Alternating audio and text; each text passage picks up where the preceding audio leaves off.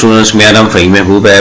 मैं KCCA member हूँ और एक मल्टीनेशनल में as a manager finance and taxation काम कर रहा हूँ और एज ए कंसल्टेंट भी काम कर रहा हूँ। आज का जो लेक्चर है, एक लेक्चर में पहले इसके ऊपर हम बना चुके हैं कि जो एडवांस टैक्स के जो नोटिस है जो रिसीव हो रहे हैं, जैसे 147 का जो नोटिस है वो इससे पहले वो मैनुअल उसका रिप्लाई जाता था और क्वार्टरली उसको पे किया जाता था। अब क्या हुआ है कि सिस्टम के अंदर उसके जो नोटिस हैं वो रिसीव हो रहे हैं। तो काफ़ी स्टूडेंट्स के क्वेश्चन थे, काफ़ी लोगों के मैसेज भी आए, जो स्टूडेंट क्लासेस पढ़ रहे हैं उनके भी क्वेश्चन आए कि इसका रिप्लाई हमने कैसे भेजना है। तो उसके ऊपर मैंने एक छोटा सा लेक्चर बनाया था, how to reply the advance income tax notice under section 147 of income tax ordinance 2001। तो ये लेक्चर उससे पहले मैंने बनाया है, उसको लाजमी देख लें कि उसके अंदर भी मैंने ये भी बताया था कि हमने कैलकुलेशन कैसे करनी है और डिटेल में हम चीज़ें डिस्कस कर चुके हैं। अब उसके बाद फिर स्टूडेंट्स के मैसेज आए, यूट्यूब से भी काफ़ी लोगों के मैसेज आए, कॉल्स भी आई कि इसका जो रिप्लाई है वो कैसे भेजना है, क्योंकि जो कंसल्टेंट हैं और जो नॉर्मली जो टैक्स का काम कर रहे हैं वो इस छोटे से रिप्लाई के ऊपर लोगों से काफ़ी पैसे ले रहे हैं, जिसकी वजह से मैंने ये सोचा कि इसके ऊपर छोटा सा एक ड्राफ्ट बना दिया जाए ताकि लोगों का जो कॉन्सेप्ट है वो क्लियर हो जाए। जो बिजनेसमैन हैं, जो छोटे बिजनेसमैन हैं, वो इजीली उसका रिप्लाई भेज सकेंगे। तो सबसे पहले उसी तरह आपने क्या करना है कि मैं दोबारा इसी टैब पे आता हूँ। आपने इस टैब पे आना है और यहाँ पे देखना है कि 147 का जो नोटिस है वो रिसीव हुआ है कि नहीं हुआ। एक चीज़ यहाँ पे क्लियर कर लें कि जो सैलरी इंडिविजुअल्स हैं और जो FTR वाले बिजनेस जो फाल कर रहे हैं, जिनका जो नेचर ऑफ बिजनेस FTR के अंडर है, उन्होंने ये टैक्स पे नहीं कर। तो what is the difference between FTR and normal tax रजीम, ये भी एक लेक्चर पड़ा हुआ है, उसको भी आप देख लें। अगर आपकी जो बिजनेस की कैटेगरी उसमें फॉल कर रही है फिर आपने टैक्स पे नहीं करना। मैं दोबारा रिपीट कर रहा हूँ कि जो सैलरी इंडिविजुअल्स हैं और जिनकी इनकम FTR के अंडर है, फाइनल टैक्स रजीम में है, उन्होंने ये टैक्स पे नहीं करना। अब इसी तरह आप देखें तो मैंने 2021 का जो टैक्स है वो जमा करवाना है। तो मैं जो लास्ट क्वार्टर यानी कि सेकंड क्वार्टर है उसको सिलेक्ट करता हूँ और उसको सिलेक्ट करने के बाद ये ट्रांजैक्शन पहले यहाँ पे ओपन है, तो हम क्या करते हैं, किसी ट्रांजैक्शन को ओपन करते हैं और ये आपके सामने जो ट्रांजैक्शंस है वो मैंने ओपन कर लिए। उसके बाद आता है कि जी इसका रिप्लाई कैसे भेजना है, क्योंकि जो लॉ की लैंग्वेज है थोड़ी सी टिपिकल है और टेक्निकल होती है, उसमें कुछ वर्ड यूज़ किए जाते हैं, होती सिंपल ही है, लेकिन जो लोग रिप्लाई नहीं करते तो उनको कन्फ्यूजन है कि जी इसमें क्या लिखना है। तो ये एक चीज़ तो बिल्कुल अपने जहन से क्लियर कर लें कि जैसे आप नॉर्मल टैक्स मैसेज किसी दूसरे दोस्त को भेजते हैं, किसी अपने बॉस को भेजते हैं, किसी भी फैमिली मेम्बर को शेयर करते हैं, जैसे आप नॉर्मल टैक्स लिखते हैं, जो लैंग्वेज है वही लैंग्वेज आपने यूज़ करनी है। जस्ट आपने थोड़ा सा फॉर्मेट जो है वो अपडेट करना है, प्रोफेशनल रखना है, बाकी सारी चीज़ें वही हैं। तो मैं दोबारा इसको रिपीट नहीं कर रहा कि हमने इससे पहले हमने क्या पढ़ा था, बड़ी डिटेल से हम डिस्कशन कर चुके हैं। तो यहाँ पे आप क्या करेंगे, जो लेटर है वो आपने कैसे आपने लिखना है, ये आपके सामने ड्राफ्ट है, मैं नीचे पेस्ट भी कर दूंगा। यहाँ सबसे पहले आप क्या करेंगे, ये फॉर एग्जांपल यहाँ पे मैं करता हूँ कि जी मैं यहाँ पे रेफरेंस नंबर लिख देता हूँ। रेफरेंस नंबर है 0001, कोई भी आप लिख सकते हैं, जो आपको अच्छा लगे आप लिख लें। उसके बाद आप डेट लिख लें।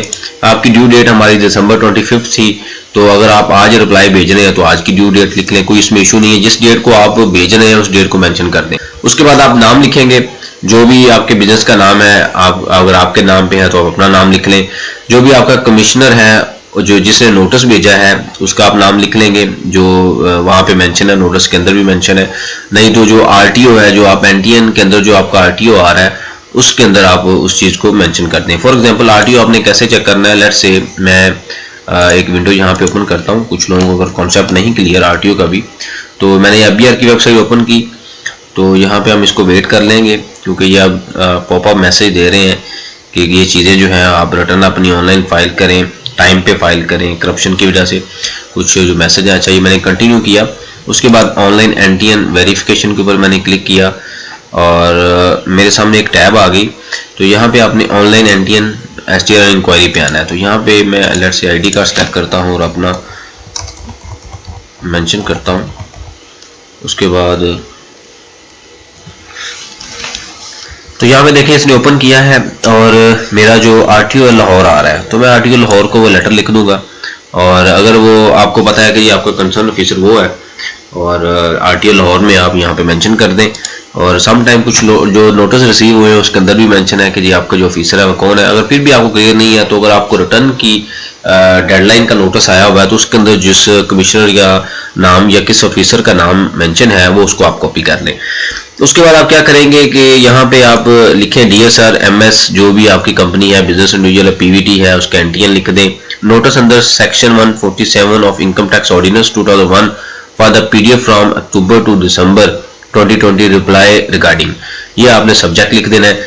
उसके बाद आप लिखेंगे please refer to your online notice slash memo to provide estimate for tax advance tax on IRS. हमने उसको रेफरेंस दिया कि भाई ये जो रिप्लाई हम भेज रहे हैं, ये जो आपने रेफरेंस हमें नोटिस भेजा हुआ है, हम उसका रिप्लाई भेज रहे हैं। उसके बाद क्या लिखेंगे, we are please to enclose here with your estimate detail slash information in the form of comprehensive details along with self explanatory supporting evidence as following. यहाँ पे मैंने जो प्रॉपर स्टूडेंट्स ने जिन्होंने क्लासेस ली हैं, हमने बड़ी डिटेल से चीज़ें सीखी हैं, लेकिन यहाँ पे चूंकि जो जनरल टैक्स पेयर है, जो जनरल ऑडियंस है, उनको मैं बता देता हूँ कि यहाँ पे एक फार्मूला यूज होता है A multiply B divided by C minus D। तो यहाँ पे A हमने क्या लिखा, A क्या था कि turnover for quarter of latest tax year, last tax year का आपका जो टर्नओवर था वो मैंने यहाँ पे मेंशन किया। उसके बाद मैंने क्या किया कि यहाँ पे ये sorry turnover for the quarter मैंने मेंशन किया। उसके बाद मैंने यहाँ पे लिख दिया कि फॉर एग्जांपल इस फिगर को हम उसके बाद मैंने लिखा कि जी tax of latest tax year, मैंने कितना टैक्स पे किया 39 मिलियन लास्ट टैक्स ईयर में। एग्जांपल है, जस्ट एग्जांपल मैंने फिगर्स कोट की हुई है। उसके बाद टर्नओवर ऑफ लेटेस्ट क्वार्टर, तो ये मैंने फिगर लिख दी कि जी मेरी लेटेस्ट क्वार्टर का जो टर्नओवर है वो 3.1 बिलियन एग्जांपल है। तो टैक्स लाइबिलिटी मेरी कितनी बन गई 4.5 मिलियन। उसके बाद क्या है जी tax paid during the year, ये तो था एज पर फार्मूला मैंने कैलकुलेशन क्या की। उसके बाद tax paid during the year, ये जो एडवांस टैक्सेस थे व्हीकल के ऊपर आपने पे किया, कोई बैंक्स था, कोई कस्टमर ने डिडक्ट कर लिया, व्हाटएवर जो भी था वो आपने यहाँ से माइनस किया। तो ये करने के बाद नेट टैक्स लाइबिलिटी बनती है 4.1 मिलियन। तो कंपनी के केस में एक रूल हमने पढ़ा कि 3 तरह से टैक्स कैलकुलेट किया जाता है, नॉर्मल टैक्स यानी कि 17%, मिनिमम टैक्स और alternative corporate tax, minimum tax और जो टैक्सेबल इनकम कवर 29% आता है, उनमें से जो हाई यानी कि मैक्सिमम टैक्स होता है वो हमने पे करना होता है। अभी चूंकि एस्टीमेट आपके पास डिटेल अवेलेबल नहीं है, लेकिन जो बड़ी कंपनीज हैं वो पूरा क्वार्टरली अकाउंट्स बनाते हैं, उसके बाद जो टैक्स की जो कैलकुलेशन है वो की जाती है। लेकिन एक जनरल सा रूल है, ये करने के बाद ये आपका एक मेथड हो गया। उसके बाद आप इसको कंपेयर कर लें कि आपका मिनिमम टैक्स 1.5% ऑफ टर्नओवर है वो कितना बनता है, यानी कि इस टर्नओवर के ऊपर जो मिनिमम टैक्स है वो 5.4 मिलियन बनता है।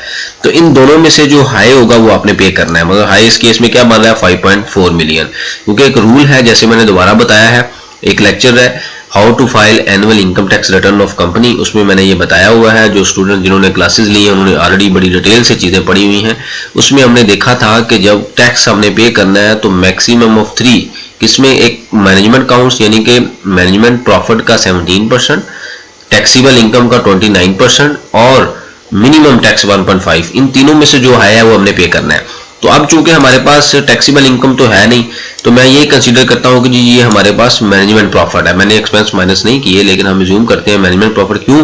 क्योंकि लास्ट ईयर जो टैक्स की परसेंटेज है उसी को हमने कंसीडर किया है।